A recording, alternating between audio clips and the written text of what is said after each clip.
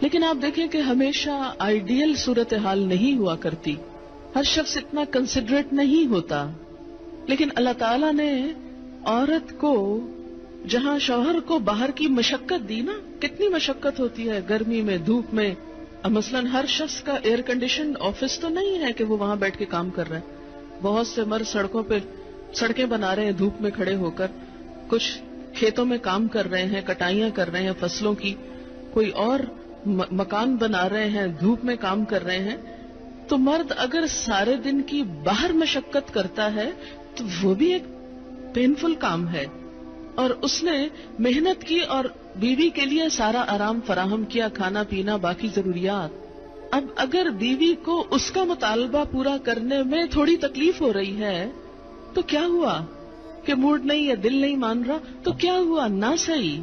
لیکن اس کے باوجود جو عورت یہ سمجھتی ہے کہ میں اپنے موڈ کے خلاف جا کر بھی اگر اپنے شوہر کو راضی کرتی ہوں تو یہ میرے رب کی رضا حاصل کرنے کا ایک ذریعہ ہے، تو آپ دیکھیں کہ یہ وہ چیز ہے جس کا صلہ آپ کو اللہ دنیا میں دے دے گا، کیونکہ آپ یہاں صرف شوہر کی نہیں اللہ کی بھی اطاعت کر رہی ہیں.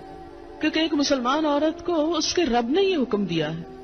اور اس میں وہ حدیث آپ نے سن رکھی ہوگی اور عورتوں کو سنانے میں بڑی مشکل پیش آتی ہے مجھے ہمیشہ، اور عورتیں ایک دم اوفینڈ ہونے لگتی ہیں.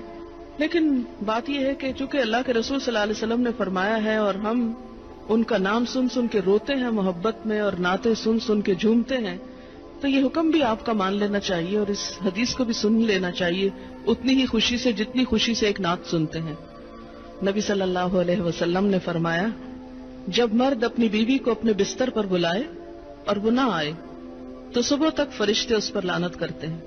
بخاری کی روایت ہے، کتاب النکاح.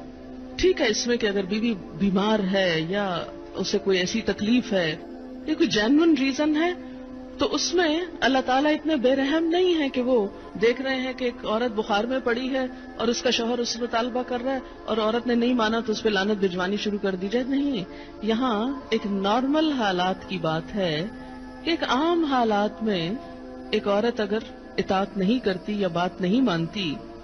پر اسی لیے ایک اور حدیث ہے، حضرت ابو ہریرہ کہتے ہیں کہ آپ صلی اللہ علیہ وسلم نے فرمایا اگر عورت کا خاوند اس کے پاس موجود ہو تو وہ اس کی اجازت کے بغیر نفلی روزہ نہ رکھے. تو گویا شوہر کی اطاعت نمبر 1 عام روزمرہ زندگی کے کاموں میں کوآپریشن، اطاعت بمانا کوآپریشن ہے. طوعاً کا مطلب ہوتا ہے خوشی سے کام کرنا. نمبر 2 اس کی خاص ضرورت یا تقاضے کو پورا کرنے میں اطاعت.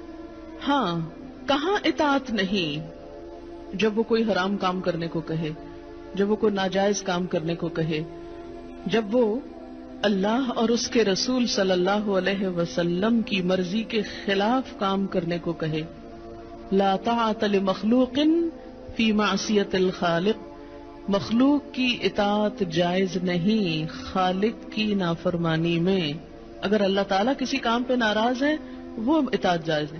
بہت سی خواتین کو دیکھا ہے جہاں اللہ کی نافرمانی ہو رہی ہے وہاں تو شوہر کی بات بھاگ بھاگ کے مانی جا رہی ہے، اس لیے کہ وہ اپنے نفس کے مطابق ہے نا. آپ سب جانتے ہیں کہاں کہاں. لیکن جہاں شوہر کی اطاعت اللہ کی رضا کے مطابق ہے لیکن ہماری رضا کے خلاف ہے تو پھر ہم وہاں نہیں بات مانتے. تو بسا اوقات ہم بظاہر اللہ کی رضا کا لیبل تو لگاتے ہیں، ہوتی اندر سے اپنے نفس کی اطاعت ہے. اور بعض اوقات شوہر کی اطاعت کا لیبل لگاتے ہیں لیکن وہاں بھی اصل میں نفس کی اطاعت ہوتی ہے کہ ہمارا اپنا دل وہی چاہ رہا ہوتا ہے جو شوہر چاہتا ہے اس وقت. بعض اوقات کئی غلط کام شوہر چاہتے ہیں نا کہ بیوی کرے، ہم خود بھی وہ چاہ رہے ہوتے ہیں ساتھ، اس لیے آڑ لے لیتے ہیں جی شوہر نہیں مانتے. مثلا سر ڈھکنا شوہر کو پسند نہیں، کیا کریں، اب شوہر کی اطاعت بھی تو اللہ ہی نے کہا ہے. یہاں شوہر کی ہم 100% اطاعت کو تیار ہو جاتے ہیں کیونکہ اندر سے اپنا دل جو ساتھ ہے. لیکن جب رات کو شوہر بلائے تو وہاں اپنا دل نہیں، لہذا چاہے اللہ تعالیٰ کتنا ہی فرمائے سب اطاعت بھول جاتے ہیں.